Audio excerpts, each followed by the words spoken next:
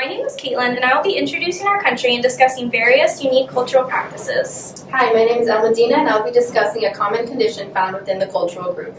Hi, my name is Fiona, and I'll be talking about religion and complementary medicine. Hi, my name is Shalicia, and I will be talking about health disparities.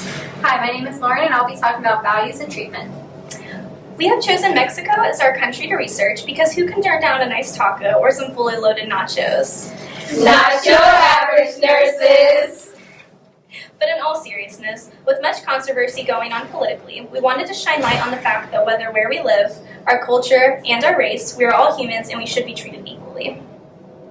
According to the United States Census Bureau, in 2017, there was about 37 million people of Mexican origin reported in the U.S. Within Florida, there is a Hispanic population of close to 5 million people, and of that, 14% are Mexicans. This culture group is very unique in many aspects, more specifically societal structure and family roles. Within Mexican culture, they strongly believe in family unity. They're supportive in interpersonal activities and hold emphasis on the conventional family-based set of norms between parent to child. These are expected behavioral decisions made by a set of values and guidelines that should be followed. It is common for the Mexican parents to hold a greater authority, while children are expected to have respect, strong interrelationship skills, and discipline. The Mexican culture also provides a unique twist on art that distinguishes themselves from other countries. As it could be competitively comparable to Europe, Mexican art styles are derived from an expression of life, incorporating each stage of their history. It is referred to as Mexican art due to its originality, yet this is known as the type of art that is universal to all populations through its perceptiveness and humanistic qualities. So this is different types of Mexican art. As you can see, they have different colors, different shapes and sizes, and it's super abstract. When discussing religious or overall beliefs within the Mexican culture, it's common to see more of a Catholic-based religion. When comparing people of Mexican descent versus people of Mexican American, they both hold Catholic beliefs but at different limits. For example, according to Pew Research, Mexican American Catholics are likely to believe for the allowance of priests to marry or to have women ordained as priests, which is unconventional and inappropriate. But as for Mexican Catholics, it would be more common. Although these are interesting points to represent Mexican culture, we feel another important way to understand cultures and values is examining their food and their food history. Within pre-Hispanic Mexico, food was a symbolism of spirituality and artistry, and while strong sources of energy and means of satisfy hunger. Food was also used as an offering to the gods during ceremonies or rituals within the fiesta system. Through religion, it was determined which foods were eaten, abstained from, or which were offered to the gods. The fiesta was a tradition based on the trading of luxury goods, but consisted of singers, dancers, and lots of food. The fiesta continued for many days or nights or until the food was completely consumed. As we know today, Mexican food has shifted to American culture, ranging from Taco Tuesdays to Cinco de Mayo celebrations, and I'm sure we have all enjoyed a taste of Mexican culture. Values are a very important entity for every cultural group.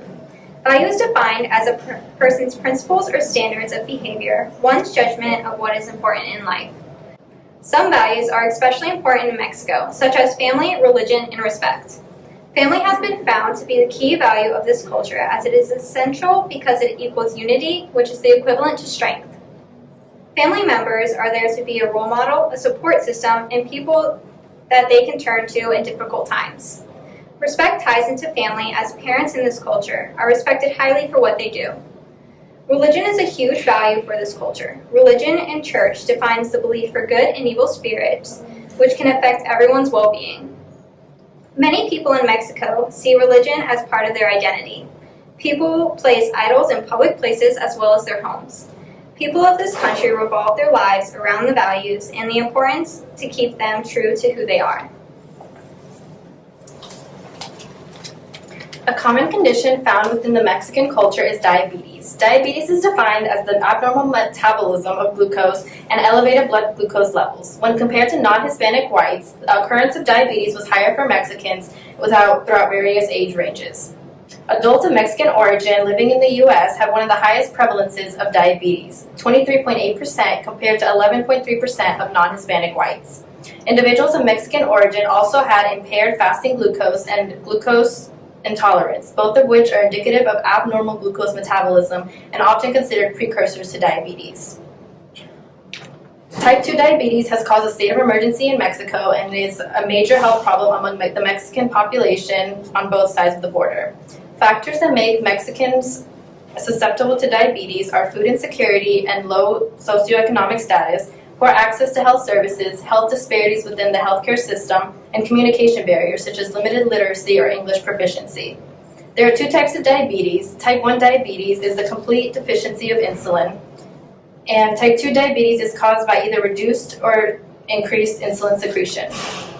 Some of the major symptoms of diabetes is polyuria, polydipsia, feeling very hungry even though you have just eaten, extreme fatigue, blurry vision, cuts, bruises that are slow to heal, weight loss without intention is more common with type 1, and tingling, pain, or numbness in the extremities is more prevalent in type 2 diabetes.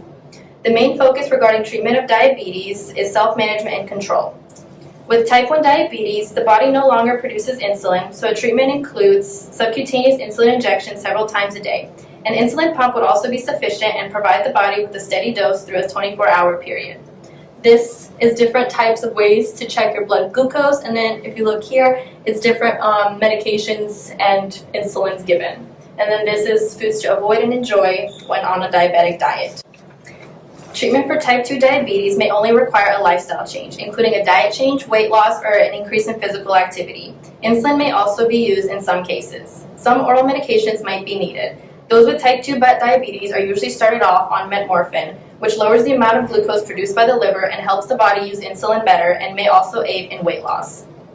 When it comes to insulin, there are 4 different types. There's rapid-acting, short-acting, long-acting, and intermediate-acting. Bariatric surgery may also help regain normal glucose levels with type 2 diabetes, and an artificial pancreas or pancreatic islet cell transplantations are also treatment options. Although there is no cure for diabetes, there are methods to reduce the effects and symptoms. As with many other diseases, prevention is preferred over treatment. Within the country of Mexico, prevention and treatment strategies have been implemented to increase effectiveness while also remaining cost-effective because, as previously mentioned, most are victims of poverty. Continuous subcutaneous insulin infusion, or CSII, with the use of implanted pumps is a well-proven and efficient method of insulin delivery. Innovations such as the closed-loop system or an artificial pancreas allows for individuals with diabetes to live a fairly normal life as it produces the body with insulin with minimal effort done by the patient. Many studies show that implementing a healthy diet and increasing physical activity can dramatically reduce the progression of type 2 diabetes and control the type 1 diabetes. Diabetes impacts a person's life both financially and health-wise. Unfortunately, insulin is not free and not everyone can afford insurance. Those in low-income neighborhoods either don't have easy access to insulin or they are required to spend a month's earning on a supply of the life-saving drug. Health-wise, the diagnosis of diabetes warrants a lifestyle change. That means being extremely mindful of the food taken in and carb counting. Many of those suffering from severe diabetes live in constant fear and paranoia due to the unpredictable nature of the disease. They can be fine one minute and have a blood glucose of 600 the next. Complications of diabetes include heart disease, blindness, cataracts, nervous system damage, skin infections, and the list goes on. Some studies have shown that those of Mexican origin are more susceptible to these complications, especially with diabetic retinopathy, which is the leading cause of blindness in diabetic patients. Religion and spirituality play an important role in the lives of Mexican Americans, especially in regard to healthcare. The Mexican belief system has a blend of indigenous and European beliefs, all of which piece together a unique identity. One particular practice that can be found amongst Mexican Americans is making promesas. How this basically works is that an individual presents to the Virgin Mary or the saints with an important request. A lot of times, these individuals present with requests regarding the restoration of the health of a loved one. The individuals promise to carry out a religious act in return for the favor granted.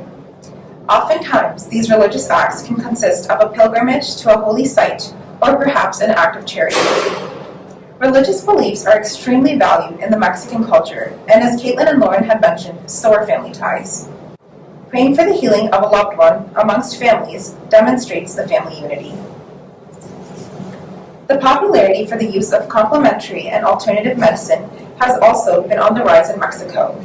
Traditional medicinal practices are embraced in Mexico.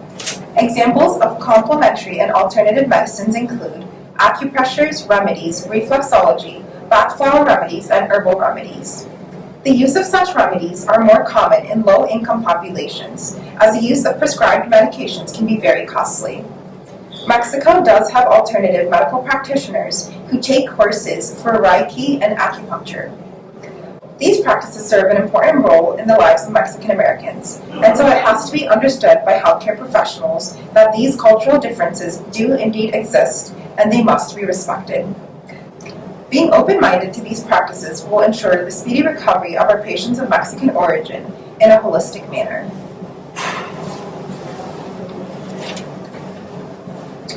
For members of the Mexican origin, health disparities are a common epidemic that affects the quality of care that's being given. While the Hispanic population is growing rapidly, things like obtaining an education, sufficient income, and an adequate amount of healthcare providers are becoming a struggle to find. Due to the prevalently low socioeconomic status in Mexico, finding proper healthcare insurance seems almost impossible because of the extreme prices. Immigration is a major factor as to why so many people in Mexico continue to live in such poor conditions. Because on their treacherous journey to the United States, many families live in colonias or impoverished communities that lack basic utilities like water, electricity, roadways, and sewage. Additionally, insanitation, pollution, and congestion are rampant in these colonias. And without access to a local hospital leads to the acquiring of a considerable amount of diseases. The stressful quest for reasonable health coverage leaves many families uninsured and unable to find access to quality healthcare services, resulting in an increase in the number of infectious and chronic diseases like diabetes, tuberculosis, and childhood obesity. Conditions like these can also be rather expensive to treat, so they're often put off or left untreated altogether because of the unaffordable cost of hospitalization. If I had a patient who was from Mexico, my main concern as a nurse would be how they take care of themselves at home, given the compromised conditions in which they live. Do they use home remedies or herbal medications to treat sicknesses like diarrhea, colds, or fevers, and is this something that can cause more damage than good?